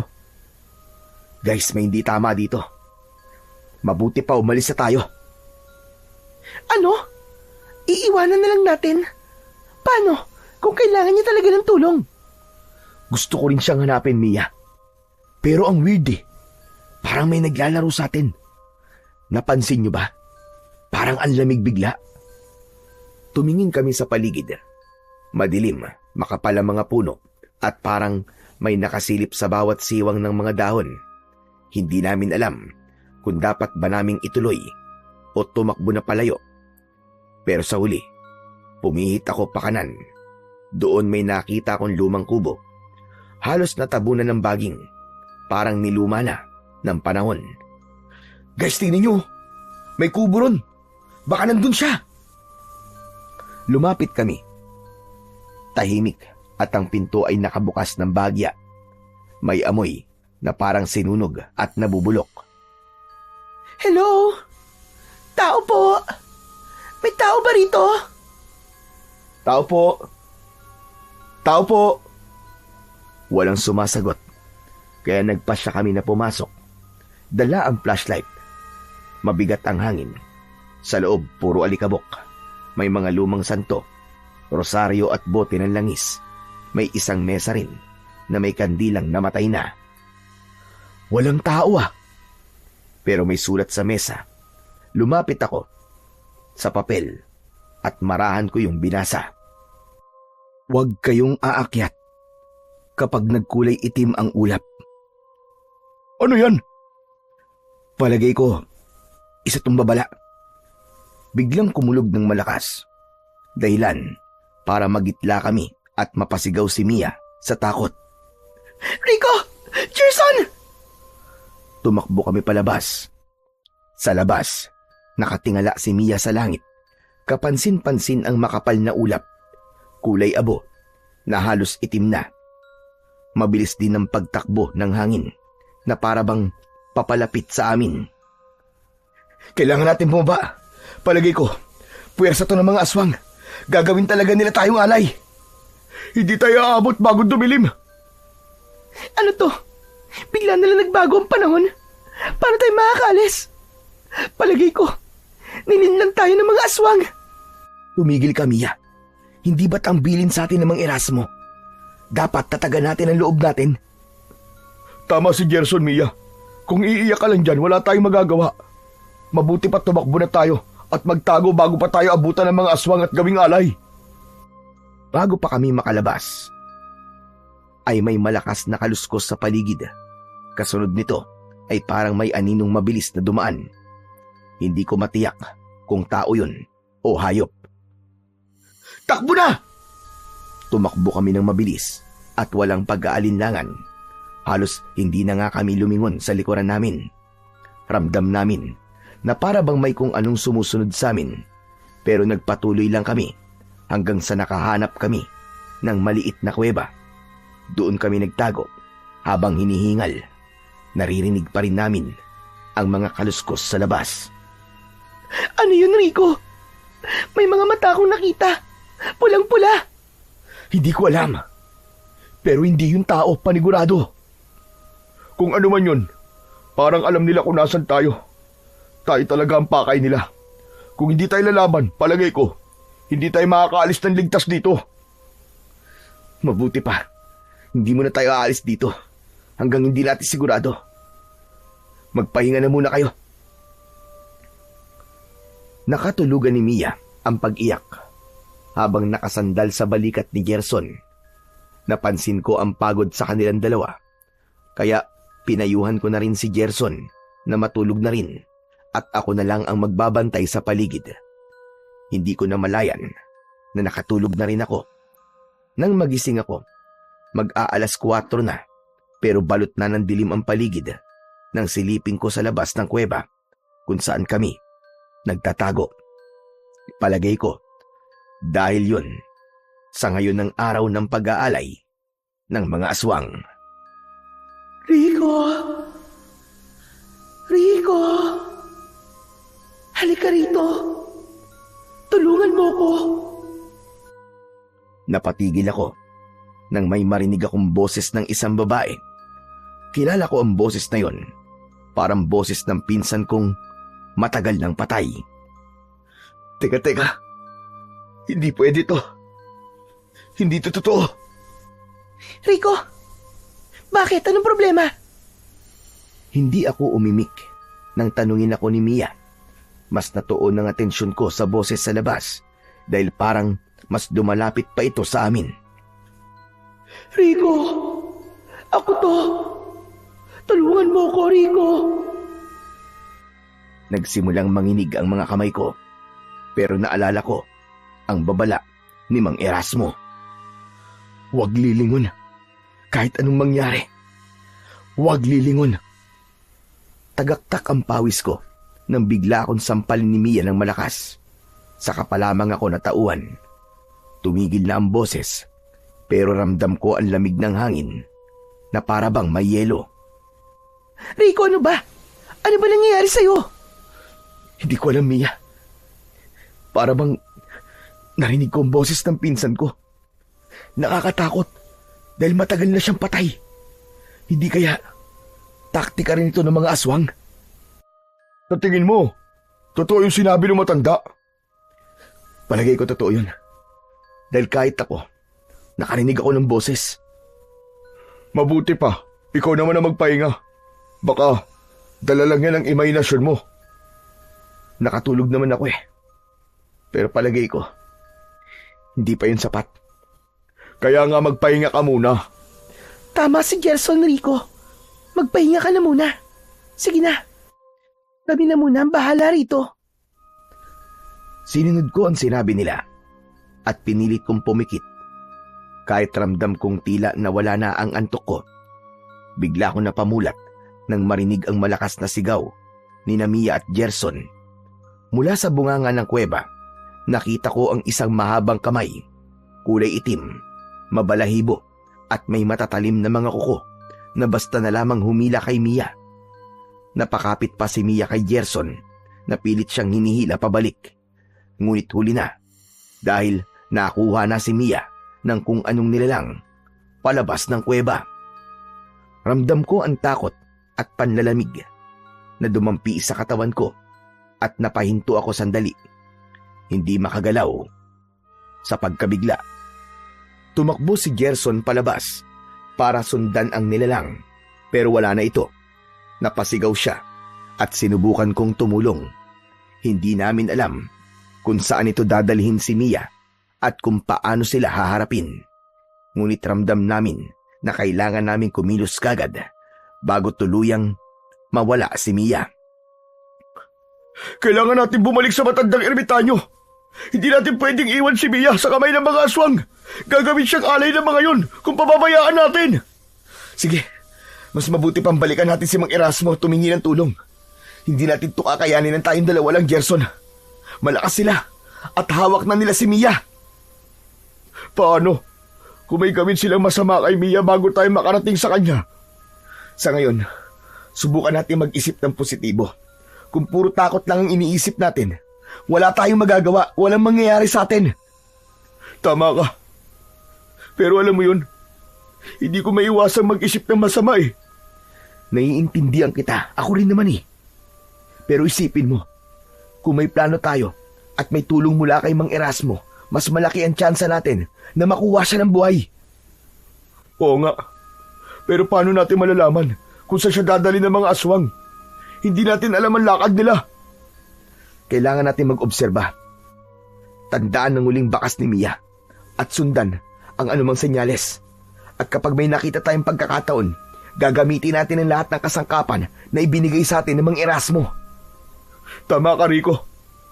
Mabuti na lang. Nandiyan ka. Salamat, Tol. Wala yun. At huwag nating kalimutan ang sinabi sa atin ni Mang Erasmo. Kailangan natin maging matatag. Hindi lamang sa isip, pero pati na rin sa puso. At kailangan nating maging maingat. Okay. Magiging matatag ako. Para kay Mia. Tama yan. At tandaan natin, hindi tayo nag-iisa. Kahit tao lang tayo, may gabay tayo mula sa ermitanyo at may proteksyon mula sa mga kasangkapan. Sige, tara na. Babalik tayo sa kubo ni Mang Erasmo at gagawin natin ang lahat para iligtas si Mia. Tama ka, pero mag-iingat pa rin tayo sa bawat takbang natin. Alam kong hindi lang si Mia ang pakay nila. Naiintindihan ko. Hindi na tayo magpapadala sa takot. Laban kung laban. Bumalik kami sa kubo ni Mang Erasmo. Paglapit namin, nakita namin ang matanda. May hawak na sibat at nakikipaglaban sa isang aswang. Ang halimaw ay mabilis at mabagsik, pero tila may kakaibang liwanag na bumabalot kay Mang Erasmo habang siya ay lumalaban. Mang Erasmo! Bagyang humarap sa gawin namin ang aswang. Napansin nito ang paglapit namin kay Mang Erasmo. Balak pa sana nitong atakihin kami. Nang mabilis na kinabig ni Mang Erasmo ang kanyang sibat, agad siyang naitaboy sa isang kilos lamang ng matanda. Grabe, Mang Erasmo! Ang lakas mo! Huwag kayong lalapit ng direkta sa kanya! Paano kami makakatulong, Mang Erasmo? Pumasok kayo sa loob ng kubo at kumuha ng mga pangontra. Bilisan nyo! Mabilis naming sinunod ang sinabi ni Mang Erasmo. Nang makabalik kami sa kanya, dala na namin ang inutos nito. Hawakan nyo mga kasangkapan. Ang buntot ng pagi at pulbos. Iambalos nyo sa kanya ang buntot ng pagi, Rico. Kapag may pagkakataon, ikaw naman, Gerson, ibudbud mo ang pulbos na yan sa kanyang panan. Ngunit, maghintay kayo ng tamang sandali. Opo, naiintindihan ko po. Muling umatake ang aswang. Mabilis ang galaw nito, habang si Mang Erasmo naman ay nakaposisyon sa gitna. Binabantayan niya ang bawat hakbang at bawat galaw ng halimaw. Ibinudbud ni Gerson ng pulbo sa lupa sa harap ng aswang at pansamantala itong hindi nakagalaw. Kinuha ko ang pagkakataong yon para iambalos ang buntot ng pagi sa kanya. Gamitin natin ang bawat kagamitan! Nagkatinginan kami sandali. Halos sabay na naming naintindihan ang galaw ng bawat isa. Ngayon na! Agad akong humataw sa aswang gamit ang buntot ng pagi. Pinilit kong itaboy ito palayo sa aming direksyon. Kasabay ni Gerson, binudbud niya ang pulbos na nagdulot ng pansamantalang panghihina sa halimaw na tila pinipigilan ang galaw nito. Si Mang Erasmo naman ay walang pasubali. Hinawakan niyang sibat at sinibat ng diretso sa dibdib ang aswang. Unti-unti, naramdaman naming humina ang aswang. Ang mabilis nitong galaw ay bumagal. Hanggang sa uli, isang malakas at sabay-sabay naming pagkilos. Naglaho ito at tuluyan nang naging abo. Wala na. Wala na ang aswang. Natalo natin. Hindi ako makapaniwala. Nabuhay pa rin tayo kahit paulit-ulit na tayong lumalaban sa aswang. Grabe. Ang lakas niyo po, Mang Erasmo. At sa pagtutulungan natin, nagawa natin mapuksa ang aswang. Salamat at dumating kayo. Malakas ang aswang na yon na kalaban natin. Dahil isa siya sa pinakamatandang aswang.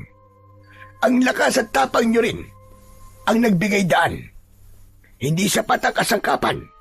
Kailangan din ng isip at puso. Salamat po, Mang Erasmo. Pero bakit na parito kayo? Bakit kayo bumalik? At saka bakit hindi nyo kasama si Mia? Alam nyo bang mapanganib na naghihiwa-walay kayo? Kaya po kami naparito. Sinadya po talaga namin kayong puntahan. Gusto po naming humingi ng tulong sa inyo dahil kinuha po ng mga aswang si Mia. At saka, hindi po namin kaya na kami lang. Mang Erasmo, tulungan niyo po kami. Masyado po sila mabagsik. Mang Erasmo, nakikiusap ako. Tulungan niyo kami na matuntun kung saan dinala ng mga aswang na yun si Mia. Hindi po pwedeng umuwi kami nang wala siya. Hindi namin kayang isipin na maiiwan siya sa kamay ng mga halimaw. Naiintindihan ko ang takot at pangamba nyo. Huwag kayo mag-alala. Dahil ramdam ko sa paligid na buhay pa si Mia. Marahil kayo naman ang pupuntiryahin ng mga aswang kung hindi tayo kikilos ng maayos. Ibig po ba't sabihin yan May plano pa silang pagsamasamahin kami? 3 alay ang kinakailangan sa ritual nila. Sa ngayon, si Mia pa lamang ang nasa kamay nila. Ngunit hindi natin alam kung sino sa inyo ang susunod. Kaya mahalaga na kumilos tayo ng mabilis at matalino. Hindi ko alam kung kaya ko. Ang iniisip ko lang ay ang masamang pwedeng mangyari kay Mia kung hindi tayo makakarating kagad sa kanya sa tamang oras. Naiintindihan ko ang kabango, Gerson. Ngunit ang takot ay pwede rin kayong pigilan. Kailangan niyong manatiling malinaw ang isip. Kapag puro kabalang ang dala nyo, mas mapapahina kayo ng mga aswang. Kaya nga po, Mang Erasmo. Sabihin niyo po kung ano po ang dapat naming gawin. Paano po natin siya mahahanap at maililigtas? Kailangan natin sundan ng bakas. Ang mga aswang ay may mga nakasanayan ng galaw. Hindi sila basta-basta kumikilos sa gabi nang walang plano. Lahat ng kilos nila ay dinumero at may layunin. Mang Erasmo, kaya po ba nating huliin ang galaw nila para po matuntun si Mia? Oo, makakaya natin, Gerson.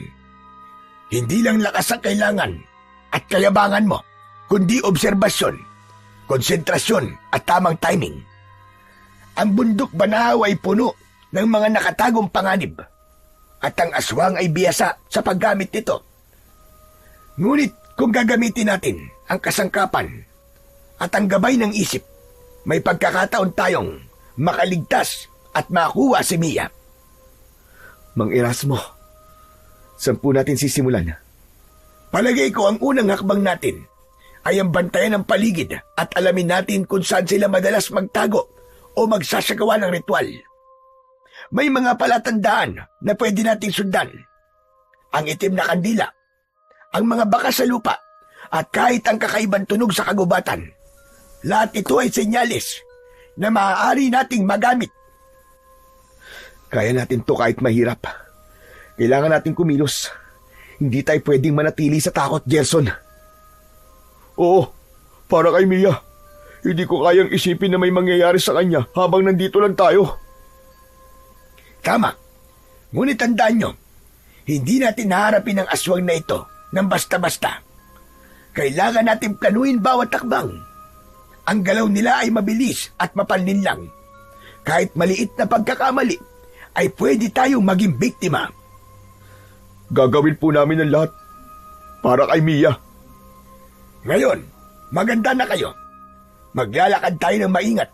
Sundan ang bawat bakas at gamitin ang kasangkapan sa tamang pagkakataon. Ang bawat galaw ay mahalaga at ang bawat takbang ay pwedeng magpabago ng resulta. Salamat po, Mang Erasmo. Salamat po sa tulong at gabay nyo. Wala yon. Ang importante makaalis kayo sa lugar na ito ng ligtas. 6:00 na ng gabi, nang tuluyang kaming umalis sa kubo ni Mang Erasmo, bitbit namin ang mga kasangkapang ibinigay niya, ang pulbos na pampahina at ang buntot ng pagi, ilang daon ng panghadlang sa dilim, at ang maliit na lampara na sinindihan niya bago kami umalis. Habang naglalakad kami papasok sa masukal na bahagi ng gubat, ramdam na ramdam ko ang bigat ng hangin. Parang bawat takbang namin ay may nakamasid. Ang lamig ng simoy ay ibang klase. Hindi ito lamig ng ordinaryong gabi lang, kundi lamig na humahaplos sa batok na parabang nakakapagpatindig ng balahibo. Hindi ko mapigilang maramdaman ang kaba. Kahit sinusubukan kong maging matapang, kumakabog pa rin ang dibdib ko sa bawat kaluskos na naririnig ko. Mariin na lang akong napapadasal habang sumusunod kami kay Mang Erasmo na sana ligtas pa si Mia. Sana wala pang masamang nangyayari sa kanya at sana makahabol kami. Gerson, Ano? Ayos ka lang ba? oo, medyo kinakabahan lang, Rico. Hindi ko alam kung anong pwede nating abutan. Walang imik si Mang Erasmo, pero bigla siyang tumigil at itinaas ang kamay niya para pahintuin kami. Nagkatinginan kami kagad ni Gerson. Humakbang si Mang Erasmo paabante at bahagyang tinaas ang lampara. Dito na nagsisimula ang hangganan ng teritoryo nila. Mag-iingat kayo. Huwag kayong lalayo sa akin at huwag niyong bibitiwan ang mga kasangkapang panangga. Habang papalalim ang gubat, napansin ko na umiiba ang itsura ng paligid. Ang mga puno ay nagiging mas matataas, mas dikit-dikit, at parang may mga marka sa mga ugat ng kahoy na hindi natural. Heto na. Narito na tayo sa unang palatandaan. Pagtingin ko sa lupa, may mga itim na kandilang natunaw at may mga bakas ng dugong na tuyo. May nakaukit na bilog sa lupa, parang sinadya, para sa ritual. Yan ang sinabi mo. Yung lugar ng pag-aalay.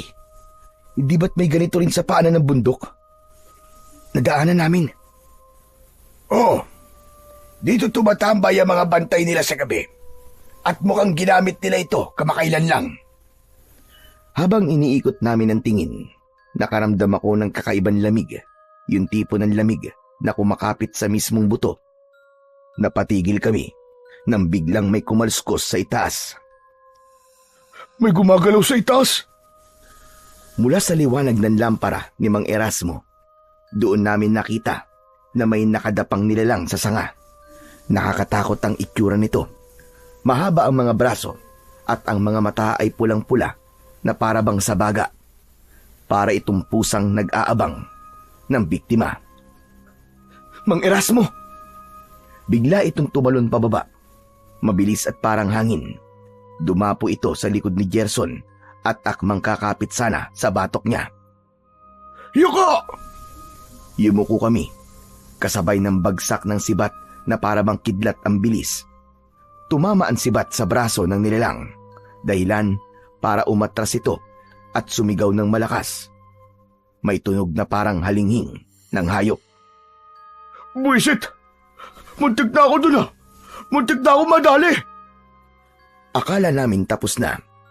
Pero bumaba pa ang isa. Hinugot ko ang buntot ng pagi habang si Gerson naman ay agad na nagbukas ng pulbos. Huwag kayong papalinlang. Madalas silang umatake na sabay. Isa sa itaas at isa sa gilid. Tama si Mang Erasmo. Dahil may isa pa palang kumikilos sa kanan. Papalapit sa akin. Hinampas ko ito gamit ang buntot ng pagi. Lumipad ang halimaw ng bagya, pero hindi pa rin nawalan ng lakas. Si Gerson naman, agad sumaboy ng pulbos sa una naming kalaban. Tumama sa mukha nito ang pulbos.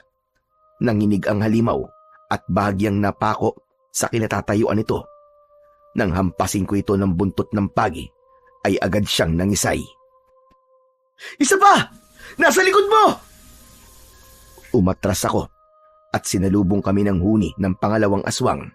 Bago pa ito makalapit, sinibat ito ni Mang Erasmo. 3 sunod-sunod na bagsak ng sibat na diretso sa sikmura. Tuluyan silang umatras hanggang sa tumalon ulit sa sanga ng puno. Hindi namatay ang ilan, pero malinaw na nagawa namin silang masugatan. Hindi sila basta-basta lalaban kapag nasaktan. Babalik sila kapag mas malakas na. Kaya halina kayo. Hindi tayo dapat magtagal dito. Pagkalampas namin sa lugar ng ritual ng mga aswang, may napansin ako sa lupa. Teka, sandali. Yumuko ako at pinulot ko ang isang piraso ng punit na tela. Maliit lang yon, pero pamilyar sa akin. Kulay puti ito at may mantsa ng dugo. Kay Mia to. Sa kanya to. Nandito lang si Mia. Akin ang tela, Rico. Inabot ko kay Mang Erasmo ang tela at agad niyang pinikit ang mga mata niya at umusal ng dasal.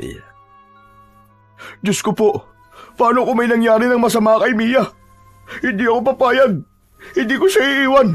Kahit iisa-isahin ko pa mga aswang na yan. Hindi. Buhay siya. Ramdam ko ang takot niya. Pero lumalaban. Kung ganun, saan nila dinala si Mia? Hinila siya papunta sa mas madilim na lungga sa bundok. Palagay niyo po, ilang minuto po para matunto natin ang pinagtataguan nila kay Mia. Depende. Kapag nagsimula ang ika-6 na kabilugan ng buwan, sisimulan nila ang ritual. Dapat matagpuan natin siya bago sumikat ang araw. Napatingala kami ni Gerson. Ang bilog na buwan ay nakasilip na. Biglang umihip ang hangin ng malamig, kasama ng malakas na alulong. Mang Erasmo, saan po tayo tutungo ngayon? Dahan-dahan niyang itinuro ang madilim na bahagi ng kagubatan, kung saan parang mas nakakatakot na parte ng bundok. Doon! Sa direksyong yun. Doon nila itinatago ang mga alay. At doon nila isinagawa ang pinakaunang pag-aalay. Mahigit 50 taon na ang nakakaraan. Tumitig siya sa amin. O ano? Handa na ba kayo? Wala nang atrasan ito. Kapag pumasok na tayo ron, isa lang ang layunin natin. At yun ay ang iligtas si Mia. Kahit na ano pa ang maging kapalit. Kahit buhay ko pa maging kapalit, mailigtas ko lang ang girlfriend ko. Ganon din po ako, Mang Erasmo. Laban kong laban. Patay kong patay. Kung ganon, halina kayo. Palalim ng palalim ang tinatahak namin daan habang sumusunod sa direksyong itinuro ni Mang Erasmo. Napansin ko na unti-unti nang nagbabago ang paligid. Mas mabigat ang hangin, parang ang bawat paghinga namin ay dinadaganan ng kung anong presensya. Pambihira. Parang iba ang pakiramdam ko dito. Dahil nandito tayo sa lungga nila, huwag kayong gagawa ng malakas na ingay at huwag kayong hihiwalay sa akin kahit na anong mangyari. Opo, Mang Erasmo. Maya-maya pa, may nakita kaming kakaiba. isang maliit na kuweba sa dulo ng burol. Ang bunganga nito ay may nakasabit na mga lubid na gawa sa mga ugat at balahibo ng hayop. Ang paligid ay may itim na kandilang unti-unting nauupos. At agad naming napansin ang kakaibang nilalang na sa palagay namin ay mga aswang na bantay sa isasagawang ritual. Diyos ko po, may mga bantay na aswang. Tatlo sila. Paano natin? Tumahimik kayong dalawa. At baka mahuli tayo. Itinaas ni Mang Erasmo ang kamay at pinalakas ang sindi ng lamparang dala niya. Bigla itong nagliwanag ng kulay kahil na siyang umagaw sa atensyon ng tatlong aswang. Kapag lumapit sila, sabayan niyo ko. Hindi natin sila kayang talunin lahat kung sabay-sabay silang sumugod. At tama nga. Dahan-dahang lumapit ang tatlong aswang. Hindi sila nagmamadali. Para bang alam nilang wala kaming takas. Ang katawan nila ay payat, pero mahahaba ang mga braso at ang mga mata ay parang nagbabagang apoy. Amoy ko rin ang masangsang na amoy nila. Mang Erasmo, bakit parang iba-iba po ang mga mukha ng halimaw. May parang hugis paniki at ang iba, hugis aso. Dahil iba-iba ang uri ng mga aswang, ganun pa man, isa lang ang kanilang pinagmulan. At yun ay ang impyerno. Biglang sumugod ang isa diretso kay Gerson. Halos sabay kaming napalunok. Napaatras kaming dalawa. Pero hindi umatras ang ermitanyong si Mang Erasmo. Itinaas niya ang sibat at tumindig sa harapan namin. Gerson, ihanda mo ang pulbos na makapagpapahina sa galaw nila. Isaboy mo na ngayon din. Agad niyang sinabuyan ng pulbos ang aswang. Sumigaw ito at napaatras sa sakit. Hinambalos ko naman ng buntot ng pagi ang isa bago ko binunot sa tagiliran ko ang itinago kong sungay ng usa. Ang pangatlo ay tinangkang lumundag kay Gerson, pero sinikmuraan ito ni Mang Erasmo gamit ang sibat. Tumama ang dulo nito, naglabas ng maitim na usok at napaluhod ng halimaw kasabay ng pagduwal nito ng itim at masangsang na likido. Isa pa, Mang Erasmo! Hindi pa patay! Umatras kayo! Maigpit niyang hinawakan ng sibat at may ibinulong siyang hindi namin maintindihan. At sa isang hampas, parang apoy ang sumabog, tumilapon ng tatlong aswang papasok sa gilid ng kuweba. Hindi namin sinayang ang oras. Pumasok kami sa loob at doon na nagsimula ang pinakamadilim na bahagi ng gubat. Ang loob ng lungga ay basa at sobrang baho. Sa gitna ng malaking kuweba ay may altar at laking gulat namin dahil naroroon si Mia. Nakahiga siya, nakagapos ang mga kamay at paa, namumutla at nanginginig na sa takot. Parang awa niyo na! Tulungan niyo ako! Tulungan niyo ako! Nauna si Gerson tumakbo, pero hinila siya ni Mang Erasmo. Huwag! Hindi pa pwede! Titiyakin muna natin kung patibong ba ito o hindi. Habang iniikot namin ang altar, napansin ko ang kakaibang bagay sa gilid nito. May isang malaking hawla at sa loob nun may isang payat na lalaki, madungis, nanginginig at halos hindi na makapagsalita. Diyos ko! Sino yan? Ang lalaki ay tumingin sa amin, halos wala ng boses, pero nagawa niyang magsalita. Tulungan niyo ako. 5 araw na ako dito. Ako sana ang unang alay. Nanlalamig ang buong katawan ko. Siya pala ang ilang araw nang nawawala na napapabalita. Pero bago kami makagalaw, biglang lumakas ang hangin sa loob ng kuweba. Humigpit ang hawak ko sa buntot ng pagi. Si Gerson naman, nakahanda na ang pulbos na makapagpapahina sa mga aswang. Siniguro ko ang hawak kong sungay ng usa. Si Mang Erasmo naman, nakataas na ang sibat. Humanda na kayo! Ito na ang totoong laban!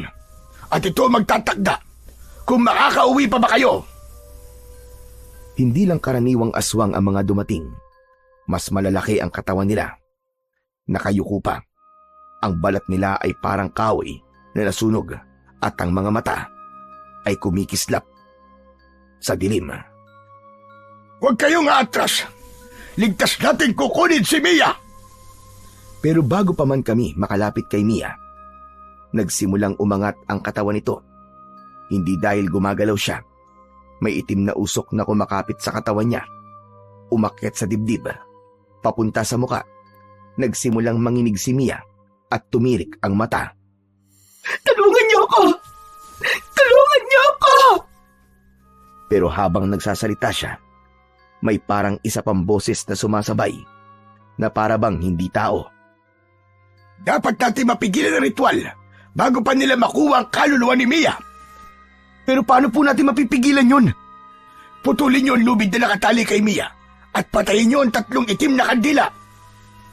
Tumakbo kami ni Gerson palapit kay Mia. Ngunit bago pa kami makalapit, biglang lumundag ang isang dambuhalang aswang. Halos hindi ko nakita ang paggalaw nito sa bilis. Pero mabilis naman ang reaksyon ni Gerson.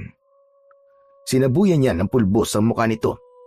Hindi agad nakagalaw ang aswang, kaya pinaulanan ko ito ng hampas ng buntot ng pagi bago ko pinagsasasaksak ng sungay ng usa sa dibdib nito. Rico! Atras! Sumunod ako, pero 2 pang higanting aswang ang nag-aabang sa amin ni Gerson. Isang hampas ko ng buntot ng pagi ang tumama sa braso ng isa, pero hindi sila basta-basta bumibitaw. Mas matigas ang katawan nila na parang bato. Tumama ang buntot ng pagi at nag-iwan ng pilat, pero hindi sila lumika ng alulong. Hindi sila tinatablan, Mang Erasmo. Hindi sila ordinaryo. Alagad sila ng itim na ritual. Habang naglalaban kami, mas lumakas ang pag-iyak ni Mia. Pero napansin ko na hindi na normal ang paghinga niya. Parang may humihila sa kaluluwa niya palabas. Please! Please, ayoko na! Ayoko pang mamatay! Hinihigop ng kaluluwa ni Mia. Pigilan niyo siya at ako na ang bahala sa iba pang aswang. Tatakbo sana si Gerson, pero naharang siya ng isa pang aswang. Mabilis ito, kaya nagawa niyang sakalin si Gerson. Hinampas ko ito ng buntot ng pagi, dahilan para mabitiwan si Gerson. Gerson, Rico! Labanan niyo muna ang iba pang mga aswang. Ako nang bahala kay Mia. Mukhang mahihirapan kayong lapitan siya. Pero maya-maya lang, sa isang iglap, biglang tinamaan ng kalmot si Mang Erasmo. Mang Erasmo! Umagos ang dugo sa damit niya at bahagya siyang napakapit sa tagiliran. Pero pinilit pa rin tumayo kahit hirap at walang pag-aalinlangan na itinaas ang sibat. Hindi ako hihiga ngayon. Marami pa tayong ililigtas. Habang sinusubukan naming lumapit sa direksyon ni Mia, nakita kong pumikit na siya ng mariin at pilit kumakawala sa pagkakagapos. Bitiwan mo ako, aswang ka! Hindi ako magiging parte ng ritual niyo! Hanggang sa may kinuha si Mang Erasmo sa kanyang bulsa. Maliit yun at hugis ngipin. Ito na ang huli nating alas. Inihagis niya yun sa lamesa kung nasaan si Mia. Sumabog ang isang maliit na liwanag mula sa bagay na yun. Saglit lang yun, pero sapat para mapatigil ang mga aswang. Dahil bigla silang nasunog. Kinuha ko ang pagkakataong yun para saksakin sila ng hawak kong sungay ng usa. Batid naming hindi namin mauubos lahat ng aswang, kaya bago pa sila makagalaw, kinuha na kagad namin si Mia at ang lalaki na balak ding gawing alay. Bago kami lumabas ng kuweba, pumulot si Mang Erasmo ng 3 bato, saka umusal ng dasal. Aniya, harang daw yun para hindi agad makasunod ang mga aswang na natitira pang buhay. Nang makababa kami ng bundok, ibinigay ni Mang Erasmo ang mga kasangkapang pangontra at panlaban sa aswang bilang huling tulong niya. Sa hindi kalayuan, namataan namin si Mang Tomas, ang bangkero, na nakangiti sa amin nang makita kaming ligtas. Ang karanasang yun ay nagturo sa amin ng maraming bagay na sa kabila ng takot at panganib, may lakas na nagmumula sa pagkakaisa at pagtutulungan, na hindi sapat ang tapang ng isa lang. Mas malakas kapag magkasama at handang protektahan ang isa't isa. At higit sa lahat, natutunan naming pahalagahan ng bawat kaibigan. Sa gitna ng panganib, hindi namin iniwan ang isa't isa. At sa huli, yun ang nagdala sa amin pabalik ng ligtas. Sa wakas, hindi lang buhay ang aming napanatili, kundi pati ang tibay ng aming pagkakaibigan. Sa ngayon ay mas matatag kaysa sa dati, bunga ng pagtitiwala, tapang, at hindi matitinag na pagtutulungan.